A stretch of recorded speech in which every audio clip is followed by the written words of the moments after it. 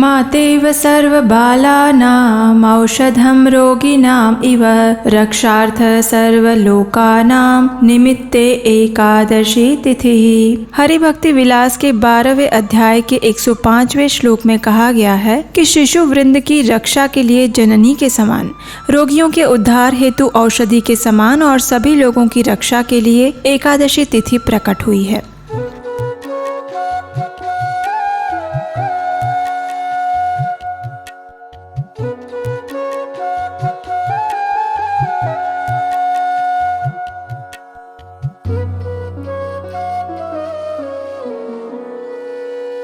हरे कृष्ण।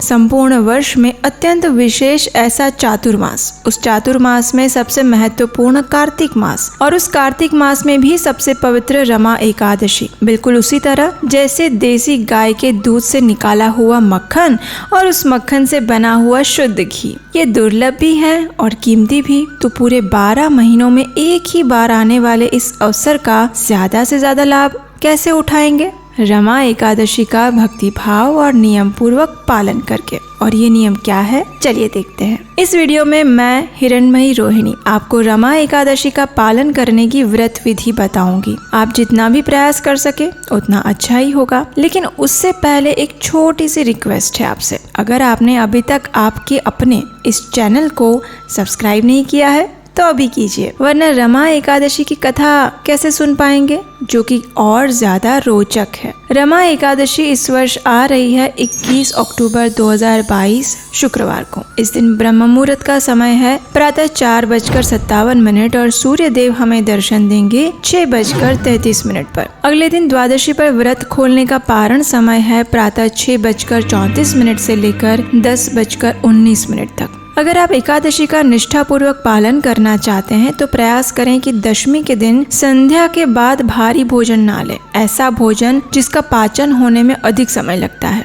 और अगर लेना पड़ रहा है तो प्रयास करें कि जितनी हो सके जल्दी लें। सबसे अच्छा तो यही होगा कि सूर्यास्त से पहले ले लें। उसके बाद दशमी की रात्रि को जल्दी सो जाएं।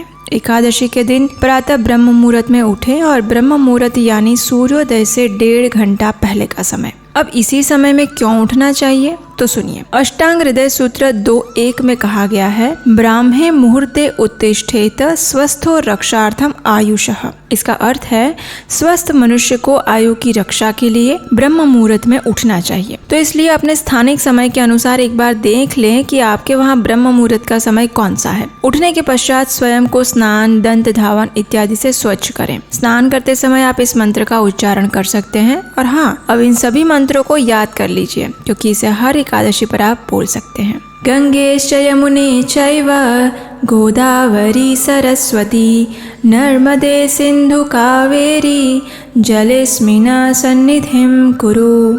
अर्थात हे गंगे, हे यमुने, हे गोदावरी, हे सरस्वती, हे नर्मदे, हे सिंधु, हे कावेरी, इस जल में अवस्थान करें। अब स्नान करने के बाद भगवान श्री हरि की मंगला आरती करें, घर में या फिर मंदिर में या फिर ऑनलाइन। उसके बाद अब अपने घर में जो पूजा घर या भगवान का स्थान है वहाँ जाइए। बाएं हाथ से दाएं हाथ में गंगा जल की कुछ बूंदे लीजिए और आचमन करके हाथ को स्वच्छ करिए। अब उसी हाथ में गंगा जल लीजिए और भगवान के समक्ष एकादशी व्रत का संकल्प लें और इस मंत्र का उच्चारण करें। एकादश्याम निराहारः स्थित्वा अहम परे हनि भोक्ष्यामि पुंडरीकाक्ष शरणं मे भवाच्युत। अर्थात एकादशी के दिन मैं भोजन से विरत रहूंगा और अगले दिन ही अन्न ग्रहण करूंगा। हे पुंडरीकाक्ष, हे अच्युत, कृपया मुझे अपनी शरण में लीजिए। संकल्प लेने के बाद अब तुलसी देवी की विशेष पूजा करें, उन्हें जल अर्पित करें बिना किसी संशय के। ऐसा कोई शास्त्र प्रमाण नहीं है जहाँ ये कहा गया हो कि एकादशी पर तुलसी देवी को जल नहीं डाल सकते। इसलिए तुलसी देवी को आवश्यकता अनुसार जल अर्पण करें,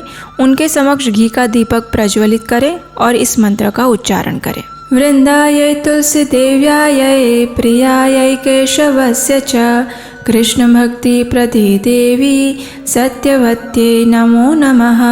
इसका अर्थ है, हे वृंदे, हे तुलसी देवी, आप भगवान केशव की प्रिया हैं हे कृष्ण भक्ति प्रदान करने वाली सत्यवती देवी, आपको मेरा बारंबार प्रणाम है। तुलसी देवी की पूजा करके अब उनके समक्ष बैठकर हरे कृष्ण महामंत्र का जप करें। हरे कृष्ण कृष्ण कृष्ण हरे हरे, हरे राम राम राम हरे हरे। ये महामंत्र है, इसका अधिक से अधिक माला पर जप करें। संपूर्ण दिन के दौरान अन्न भोजन प्रसाद ना लें। यदि आपका स्वास्थ्य सम्मति देता है तो निर्जल या फिर दूध और फलों के साथ संपूर्ण उपवास रख सकते हैं। लेकिन यदि आपके लिए संभव नहीं है तो आप एकादशी में बनने वाले खाद्य पदार्थ ले सकते हैं, लेकिन किसी भी स्थिति में अन्न का सेवन नहीं करना है, क्योंकि पद्म पुराण में शिवजी अपने पुत्र कार्तिकेय से कहते हैं, मद्भक्तो अपि च यो भूत्वा भुक्ते तु एकादशी दिने स याति हि अंधतामिस्त्रं नीरयं मम घातकः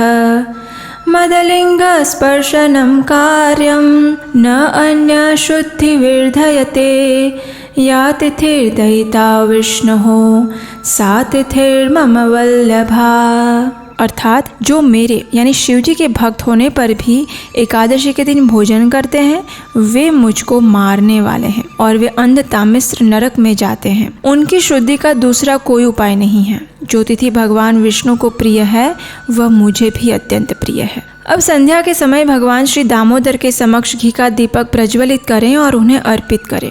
दीपदान कैसे करना चाहिए, इसकी संपूर्ण विधि हमने अपने पिछले वीडियो में बताई है। आप वहां जाकर देख सकते हैं और इसका लिंक नीचे डिस्क्रिप्शन बॉक्स में भी दिया गया है। इसी प्रकार तुलसी देवी को भी दीप अर्पित करें, दामोदर अष्टकम और गोपी गीत का पाठ करें। अगले दिन प्रातः ब्रह्म मुहूर्त में उठ जाएं, स्नान इत्यादि से स्वच्छ हो जाएं, भगवान की मंगला आरती करें और उसके बाद भगवान के लिए भोग बनाइए। भगवान को भोग अर्पित कीजिए। अब जब निर्धारित पारण का समय आए तो अपने घर में किसी ब्राह्मण या वैष्णव को आमंत्रित करें, उन्हें भगवान को अर्पित भोजन प्रसाद रूप में दें, यथाशक्ति उन्हें दान दें और फिर भगवान दामोदर से प्रार्थना करके स्वयं भी उसी प्रसाद से एकादशी व्रत का पारण करें। आपको याद है ना, दिवाली आ रही है और इस दिवाली पर क्या आप सिर्फ लक्ष्मी देवी की पूजा करने वाले हैं? अरे हर बार तो सिर्फ उन्हें अकेले ही आमंत्रित करते हैं, तो क्यों ना इस बार उन्हें सपरिवार बुलाया जाए, यानी उनके पति जगन्नाथ जी के साथ। तो अभी जाइए हमारी वेबसाइट नीलाचल.com पर,